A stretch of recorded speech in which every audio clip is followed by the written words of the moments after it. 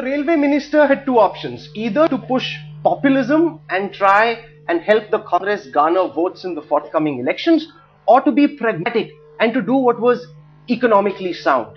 He tried to do a bit of both, and economists and experts say he succeeded in neither, because you had two very tough asks ahead of you, sir, ahead of the elections. One was to try and win votes, the other was to try and set the fiscal health of the railways right.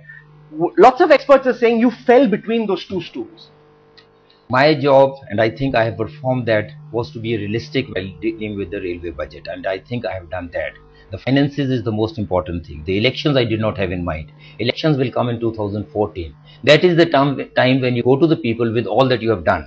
But you don't think of elections today. Important is to maintain the good health of the railways, both financial and physical health, and that has been the only guiding principle for me. Because I interviewed you before the budget, yes, and you told me that we keep increasing freight rates, and that's very bad for the economy. It pushes up prices of, it has a spiraling effect in other products, and railway ministers need to look beyond politics and not push freight rates. Well, minister, you did exactly what you said you weren't going to do.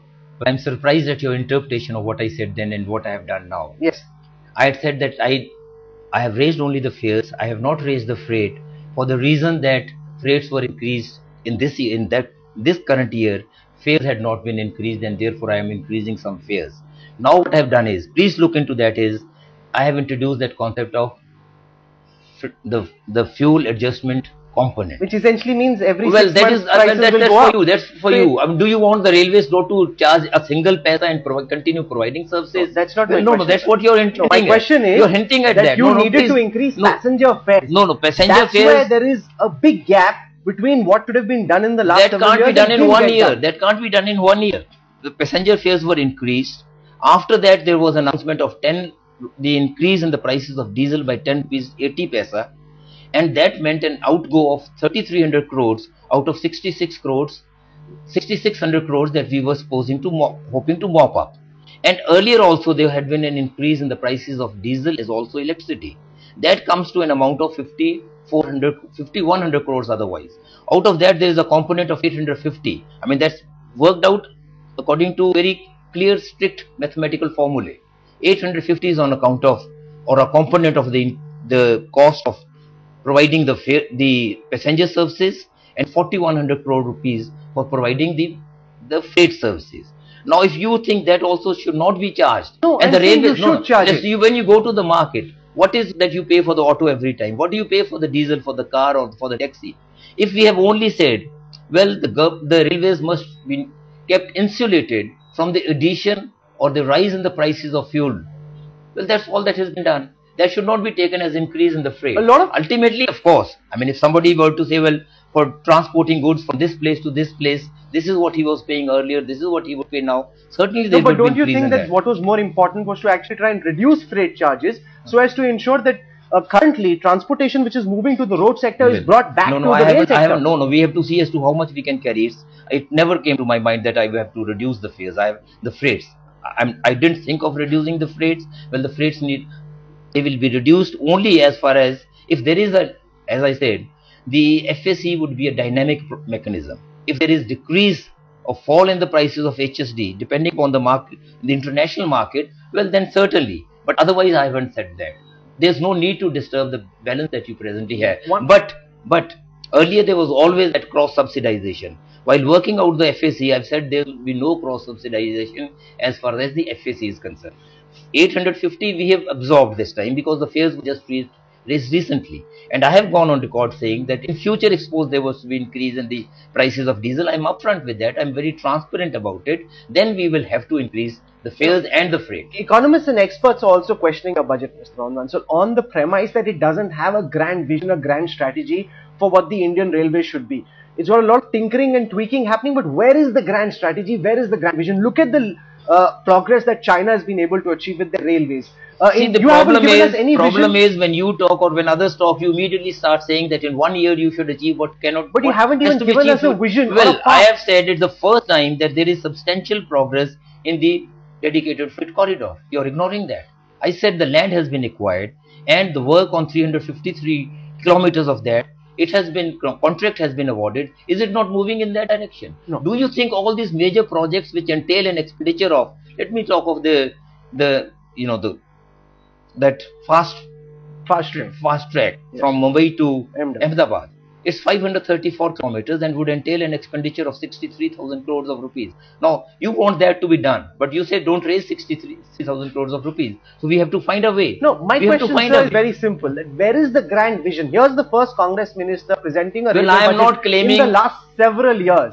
Where is the grand vision? I am for not what the claiming. railways I am should not be? claiming that there is a grand vision, but I have a vision of the railways, and that is manifest here. And on that, you have an objection. When we have that vision, that railways should try to become self-sustaining to a very large extent. We should try to do that. And there, for the first time, rather, I've been accused that I've given a hint of even increasing fares in the future. That's what others who have been talking to me today have said. You are saying that fares should have increased substantially only to reduce the freights. Well, I'm sorry, I can't do that. I don't wish to do that. No. Well, if the freight has been increased, there's a system now. We have not increased the freights. I don't intend to increase the fares. I did not intend to increase the freight. But the FAC, to the extent that it impacts the freight sector, that I only increase that. Are you building into your budget numbers the possibility of another increase in fares for passengers over the next 12 months, like you did a stealth operation? In January, you increased No, it railway wasn't fares. a stealth operation. That is under the law. I mean, Yes. I rather can't have that word. It wasn't a stealth operation. It was under the law. In fact, if you look into the law, the provisions of the law, you won't say that. And I don't intend doing that now. But You don't intend to do it again? But what I'm saying, no, you can't bind me for the days to come, for the future to come. That time I told you that I will not raise at the time of the budget. I haven't raised. But then, if today there's another increase of 10 rupees in the diesel, well, I certainly would do. No, but here's my concern, sir. It costs more to take an auto rickshaw to go from the railway station to somebody's residence than it costs between two major distances on the Indian railways. Because of populist pressures, railway rates have been kept so artificially low. You had an opportunity to correct that. This is how you look at it.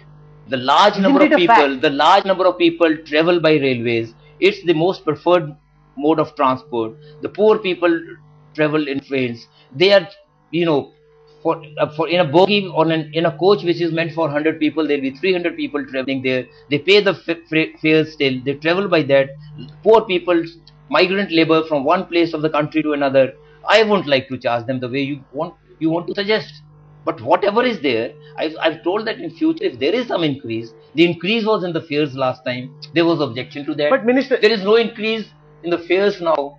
But there is an objection or a question as to why I haven't reduced the freights. Minister, your budget is being panned by opposition. They're calling it the Rae-Bareli railway budget. You were so keen on ensuring that Mrs. Gandhi felt really happy about her performance as minister. You've gone and given her constituency a factory.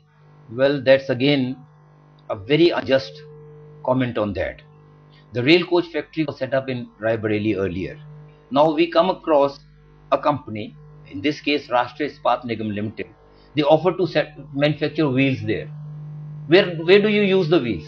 Do you set up that factory in Srinagar or in Kerala, Trivandrum, to make wheels there and then bring those to Rae-Bareli? Pay on for that transport and all that. If in a chunk of land in the same premises, if they are willing to set up a factory at no cost to the railways, well, I don't know how people have objection to that. Who would not welcome that idea rather? No, because they're saying because it's Mrs. Gandhi's constituency and you're very keen on making her happy. Please look into the entire, all the announcements that I've made, including the trains, the projects. I mean, you will find things everywhere. This is a normal thing. If that word Rae-Bareli is an anathema for some people, well, I possibly can't do anything. You've also announced 67 new trains, Minister. Yes.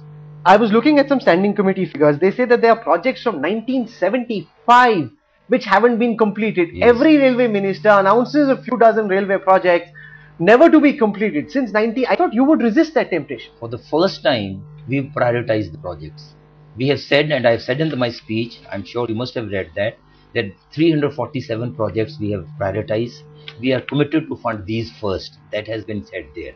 But then, the railway projects, the infrastructure projects have a long gestation period. You have to start thinking of something today. You have to start the process today. Then the actual exercise would begin sometime. That is all it is there. But as far as the trains, the announcement of the trains are concerned, that's a different thing than the projects. No, but they haven't been completed since 1971. Cost overruns, time overruns. You're mixing up the two These things. railway projects, sir. You're mixing up the two things. Yes. I'm sorry, you're mixing up the two things. Yes. One is the railway projects. And the other trains. is the railway trains. Yes. There are two different things. Correct. The trains is the running of the trains on the existing network. The new projects are building new lines, gauge conversion, doubling, electrification. Those are different things. Here I have announced 67 trains and also announced the extension of some trains, not just 57. That is to meet the popular need, the essential need of the people. People want more services. The number of people who have been representing to me, not only through the MPs, even otherwise coming on their own, saying that we want a train from our place, the railway should come to us, railway should connect our city with this. Well, that is the need and we are meeting that need. That is what the railways is about. We have to provide that service. I don't know why objection should be taken to starting new trains. Yes, if we start new trains at the cost of efficiency, if we start new trains at the cost of cleanliness, at the cost of security, yes, there is a question to that. And I've said that. That is independent of this. We will take care that all those facilities are provided. As I conclude this interview, Minister, there's some people who say, I'm just concluding the interview, there's some people who say that India no longer needs a railway budget. The Indian economy has grown so much that this is from the British era, and in today's context, a railway budget is not required. What do you say? That's not for me to answer. But what do you think about that's not for me to answer. I mean, that's a different thing. Somebody else has to take that call. I only know that since 1923, perhaps 1923, railways finances were separated from the general finances. And since then, the railways have been presenting their own budget. The GBS is extended to the railways, and on that the railway pays the dividend. One final question, Minister. As people see the progress being made in other countries, whether it's China, some of the other developing countries, and the progress, you're smiling. But people really wonder, we're competing with China in every sphere. Look at the progress their railways, and Indian railways had a head start historically. Look at the progress they've been able to make. Why can't India do something big, bold and ambitious? China, well, that is what you have there, that this is the progress. You do not talk of the conditions under which they work, the situations in which they can work. Here there can be a protest on one. You see how important and major issues relating to the land acquisition come. Have you ever heard of? Your job is to find a solution. Have you ever heard of that? You talk of democracy here. Then I somehow used one word which you picked up that time. I mean, here you always have protests on some acquisition of land somewhere. Do you ever hear of that in China? You take a decision sitting in the office, the person who is responsible. Tomorrow, even if there is a building, you will find the building demolished and arrangements being made. Are you saying we can never compete with China? I am saying there are different conditions in which you have to work. We have a better condition. We have a democracy, a thriving democracy in our country. We have to have democratic ways of our working. Our system is our system. Their system is their system. I am not comparing two systems. But I certainly feel, well, since that is the economy which is considered to be the highest growing one, we are the next one. We are competing with them. They also take us as their competitors. The world takes us as their competitors. I say it's no question of competition. They are working their way. We are working our way. We have to make progress for our people. They are doing it for their people. How satisfied are you with your own budget? Well, I feel with the task that I had before me, being realistic, I am satisfied to the extent that I've discharged that responsibility. Well, you've got your own take. Experts and economists will assess it themselves. Mr. Pawan Bansal, for joining us. Thank you very much. Wish you all the best. Thank you. Thank you.